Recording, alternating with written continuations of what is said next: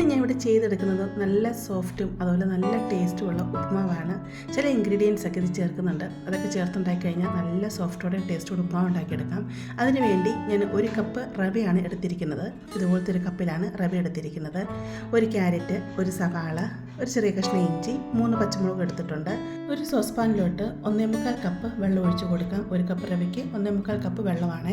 ഇവിടെ ഞാൻ സവാളയും ക്യാരറ്റും ഇഞ്ചിയും അരിഞ്ഞെടുത്ത് വന്നിട്ടുണ്ട്. വലിയ ക്യാരറ്റ് ആയതുകൊണ്ട് 1/4 ഭാഗം ക്യാരറ്റേ ഞാൻ എടുത്തിട്ടുള്ളൂ. അതുപോലെ ഇഞ്ചി ഞാൻ കുറച്ച് എടുത്തിട്ടുള്ളൂ കേട്ടോ, കുറച്ച് ഞാൻ മാറ്റി വെച്ചിരുന്നു.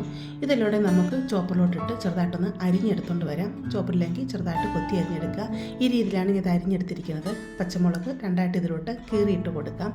നമുക്കിത് ഉപ്പുമാവ് ഉണ്ടാക്കാൻ തുടങ്ങാം. അതിനുവേണ്ടി ഞാനൊരു പാത്രം അടുപ്പത്ത് വെച്ചിട്ടുണ്ട്. 2 ടേബിൾ സ്പൂൺ എണ്ണ ഇതിലോട്ട് ഒഴിച്ച് കൊടുക്കുക.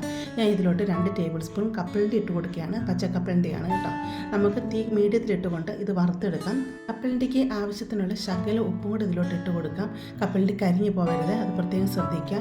കപ്പലണ്ടി കോരി മാറ്റി കഴിഞ്ഞിട്ട് അതേ എണ്ണയിലോട്ട് കുറച്ച് കടുക് ഇട്ട് കൊടുക്കുക. കടുക് പൊട്ടി വരുമ്പോഴത്തേക്ക് 2 വറ്റൽമുളക് ഇതുപോലെ മുറിച്ചെടുത്തിയാണ് അതുകൂടി ഇട്ട് കൊടുത്ത് ഒന്ന് ഫ്രൈ ചെയ്തെടുക്കുക. നമ്മൾ സവാളയും ക്യാരറ്റും പച്ചമുളകൊക്കെ അരിഞ്ഞെടുത്തില്ലേ, അത് ഇതിലോട്ട് അങ്ങ് ഇട്ട് കൊടുക്കുക. ആവശ്യത്തിന് കറിവേപ്പില ഇട്ട് കൊടുത്ത് ഇതിനെ ഒന്ന് വഴറ്റിയെടുക്കണം. ഒത്തിരി അങ്ങ് വഴണ്ട് പോകേണ്ട ആവശ്യമില്ല. ഇതൊക്കെ ഒന്ന് സോഫ്റ്റായി വന്നാൽ മാത്രം മതി. ഇത് സോഫ്റ്റായി വന്നിട്ടുണ്ട്. ഇതിലോട്ട് റവ ഇട്ട് കൊടുക്കാം. വറുത്ത റവയോ വറുക്കാത്ത റവയോ അത് നമുക്ക് ഒന്നും കൂടെ ഒന്ന് വറുത്തെടുക്കണം. അപ്പോൾ ഈ സമയത്ത് തീ മീഡിയത്തിലിട്ട് കൊടുക്കുക. എന്നിട്ട് നന്നായിട്ട് റവ അങ്ങ് വറുത്തെടുക്കുക. ഇതിന് ആവശ്യത്തിനുള്ള ഉപ്പിട്ട് കൊടുക്കുക. ഉപ്പും കൂടെ ഇട്ട് കൊടുത്ത് ഒന്നും കൂടെ ഇതിനെ ഇളക്കിയെടുക്കാം. ഫ്രൈ ചെയ്ത് വെച്ചിരിക്കുന്ന കപ്പലണ്ടി ഉണ്ടല്ലോ, ആ കപ്പലണ്ടി ഈ സമയത്ത് ഇതിൻ്റെ കൂട്ടത്തിൽ അങ്ങ് ഇട്ട് കൊടുക്കുക. എന്നിട്ട് നന്നായിട്ട് ഇതിനെ ഇളക്കി അങ്ങ് മിക്സ് ചെയ്യുക. തീ ഈ സമയത്ത് ഫുൾ കുറച്ച് വെക്കുക.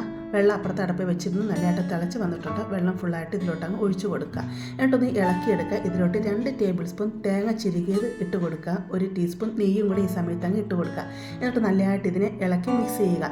തേങ്ങയൊക്കെ ഇട്ട് കൊടുക്കുക, പ്രത്യേക ഒരു ടേസ്റ്റാണ്. അതുപോലെ നെയ്യ് ഇട്ട് കൊടുക്കുമ്പോഴത്തേക്ക് ഉപ്പുമാവ് ഭയങ്കരമായിട്ട് സോഫ്റ്റായി കിട്ടും കേട്ടോ. പ്രത്യേക ഒരു ടേസ്റ്റുമാണ്. ഒരു തടിത്തവി കൊണ്ട് തന്നെ ഇതിൻ്റെ കട്ടകളൊക്കെ ഉടച്ച് നന്നായിട്ട് ഇതിനെ മിക്സ് ചെയ്തെടുക്കാവുന്നതാണ്. എന്നിട്ട് ഇതിന് അടച്ച് വെക്കുക. അടച്ച് വെച്ച് കഴിഞ്ഞിട്ട് തീ അങ്ങ് ഓഫ് ചെയ്യുക. എന്നിട്ടൊരു 10 മിനിറ്റ് ഇങ്ങനെ വെക്കുക. ആ ചൂടി ഇരുന്ന് നല്ലതായിട്ട് ഇതങ്ങ് വെന്ത് കിട്ടിക്കൊള്ളും കേട്ടോ.